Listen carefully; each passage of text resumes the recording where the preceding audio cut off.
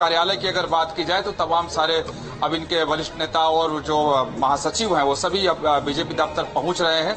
लेकिन जो माहौल एक सुबह था उसी तरीके का माहौल है। मुझे लगता है कि शायद बीजेपी अभी भी इस बात का इंतजार कर रही है कि और भी स्थिति साफ हो जाए और जो अभी तक के रुझान हैं वो परिणामों में बदल जाए, तब पार्टी दफ्तर में जश्न मने और ढोल बजे और लड्डू बांटे जाएं। ऐसा मैंने सुबह ही कहा था कि लड्डू तो हैं लेकिन उसको अभी रोक कर रखा गया है, लड्डू बांटे नहीं गए हैं।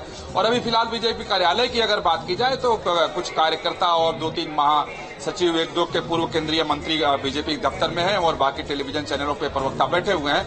और कार्यकर्ता कहें तो बहुत कम है यहाँ, यानी अभी कोई यहाँ जश्न नहीं मनाया जा रहा है। और जैसा मैंने कहा कि शायद पार्टी अभी भी इंतजार में है कि जब रिजल्ट सामने कुछ आ जाए तब वो लोग जश्न मनाएं। विकास, एनके सर आपसे कुछ पूछना चाह रहे हैं, कार्यालय पहुंच सकते हैं अगर हरियाणा विकास जी, आप बहुत दिनों से बीजेपी कवर कर रहे हैं, बहुत अच्छा अनुभव है और बड़ा डीपली कवर करते हैं दशकों से।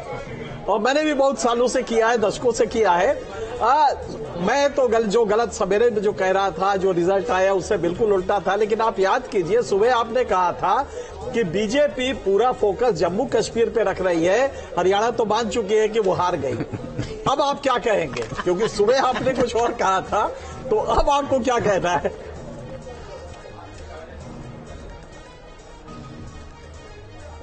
जी सर, बिल्कुल सही है याद दिलाया।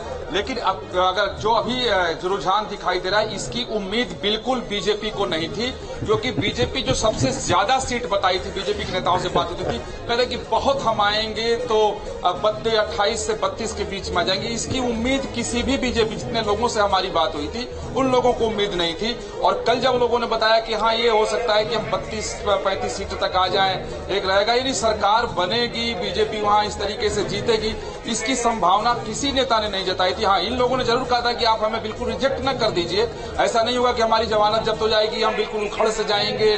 और उन्होंने कहना था कि 10 साल पहले की बीजेपी को देखे हरियाणा में तब क्या था, लेकिन हम 10 साल सत्ता में रहे हैं वहां, तो नुकसान तो उठाना पड़ सकता है। यानी किसी को उम्मीद नहीं थी। जिस तरीके से छत्तीसगढ़ में इन लोगों को उम्मीद नहीं थी, दावा तो फिर भी करते थे कैमरे के सामने कि नहीं हम जीतेंगे, सरकार बनाएंगे, सामान्य बात है वो करते हैं लोग। उसी तरीके से हरियाणा की स्थिति थी, तो कोई भी ये नहीं कहता था कि हम सरकार बनाएंगे।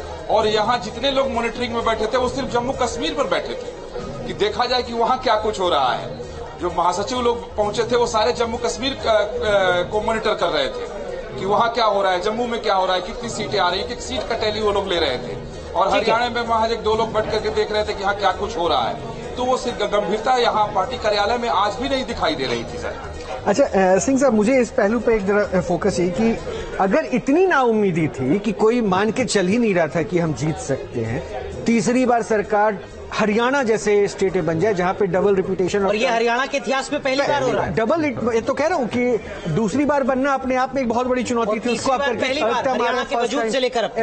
और इतनी सारी चीजों के बाद खट्टर साहब को हटाया गया, नायब सैनी को लाया गया। मैं मधुरेन के पास भी जाऊंगा लेकिन इसका जवाब मैं ले लूं, आखिर वो कौन सा फैक्टर काम करता है बीजेपी के साथ, या क्या हुआ? खट्टर साहब को हटाया गया तो उसको प्रूव भी हुआ कि वो डिसीजन सही था, क्योंकि उनके हटाने के बाद ये देखा गया कि अगर वो रहते तो लॉस बहुत बड़ा हो जाता। तो उनको हटाया गया तो चलिए 5 सीटों में सिमट गए, जब 10 सीटों से 5 से घट गई, तो इसका मतलब था कि वो स्टेप सही था।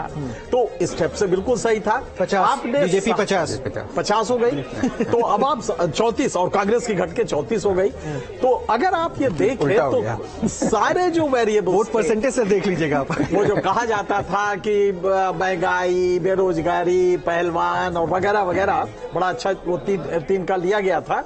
लेकिन वो सारी चीजें मान सम्मान, पहलवान, किसान, लेकिन वो सारी डिफाई करके अगर बीजेपी ये परफॉर्मेंस ले रही है, और यही नहीं, आप अगर वहां भी देंगे जम्मू कश्मीर में ठीक है, सरकार नहीं बन रही है, सरकार बन रही है एनसी और कांग्रेस, क्योंकि 51, मैं भी देख रहा हूं कि 51 हो गया है, 28 से 26 बीजेपी, 48 चाहिए, तो 51 हो रहा है, तो सरकार बन रही है।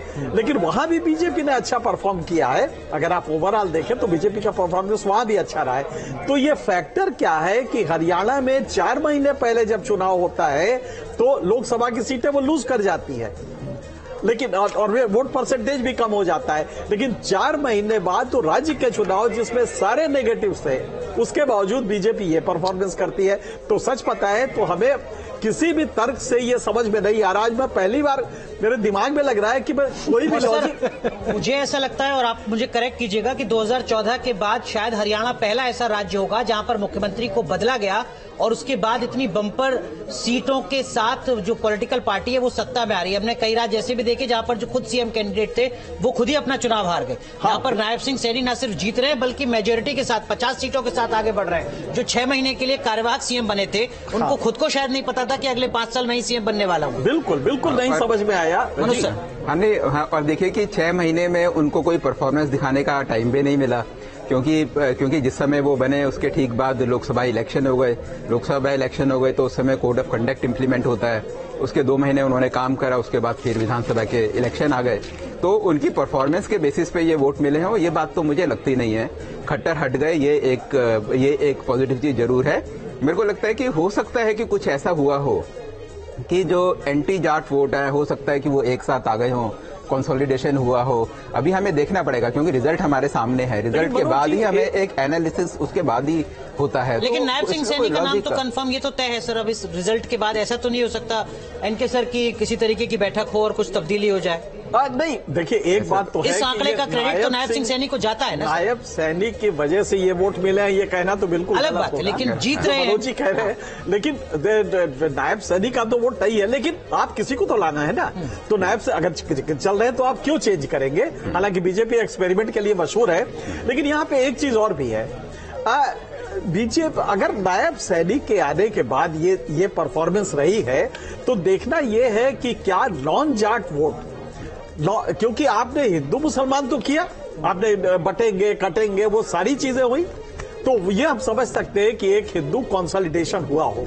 लेकिन अगर जाट वर्सेस नॉन जाट किया है तो मुझे लगता नहीं कि ये एक कारण होगा इस वोट कंसोलिडेशन का।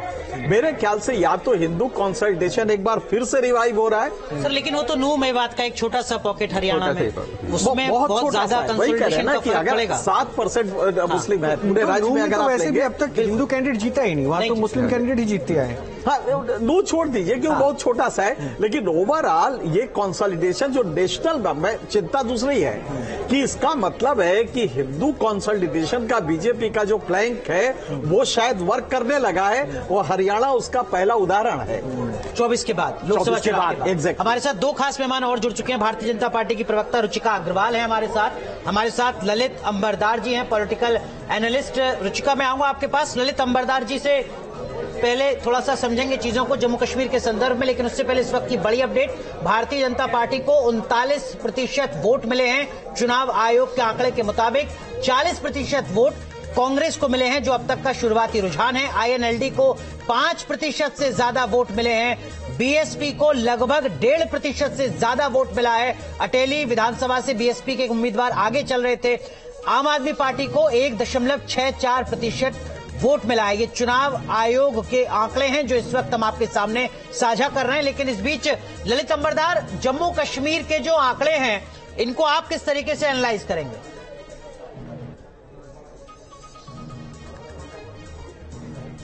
उससे पहले 10 सेकंड में लूंगा कि जो हरियाणा से जो आंकड़े आ रहे हैं उसके आधार पर मैं कहना चाहता हूं, अगर ये ट्रेंड है और एंड तक कंक्लूड हो जाती है बीजेपी के फेवर में, मैं ये कहूंगा आपको ये नेशनल लेवल के लिए बहुत ही सिग्निफिकेंट है, क्योंकि जो अग्निवीर और अग्निवीर के अगेंस्ट जो टायरेट चल रहा था, एक नैरेटिव बनाया गया था, और जो किसान का जो आंदोलन चल रहा था जिनको हाईजैक किया गया था, मैं समझता हूं कि उस टायरेट को, उस मुहिम को, उस नैरेटिव को तोड़ने की प्रक्रिया हरियाणा से शुरू हो गई है। वो आने वाले इलेक्शन के अंदर वो एक मुद्दा नहीं बनेंगे। एक बहुत ही सिग्निफिकेंट है सुरक्षा, इंटरनल सिक्योरिटी, नेशनल सिक्योरिटी के हिसाब से।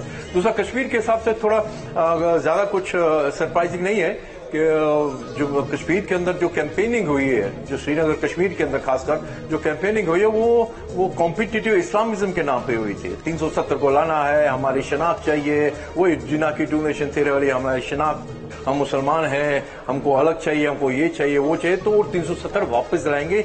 ये उन्होंने अफीम जो पिछले 70 साल से कश्मीर के अंदर पिला रहे हैं हम अलग है, और ये दोबारा पिलाई गई कि 370 वापस लाएंगे। दूसरे, जो पिछले हफ्ते के अंदर हुआ जो बहुत ही शॉकिंग है, जो हमारे लिए राष्ट्रीय सुरक्षा के लिए बहुत ही चिंताजनक है, जो उन्होंने हिजबुल्लाह के जो नसरुल्लाह हसन के लिए जो वहां पर मातम मनाया गया, वो हिजबुल्लाह वो पार्टी है, वो टेरर ग्रुप है जो पाकिस्तान का समर्थन करता है, कश्मीर को के लिए आजादी का समर्थन करता है।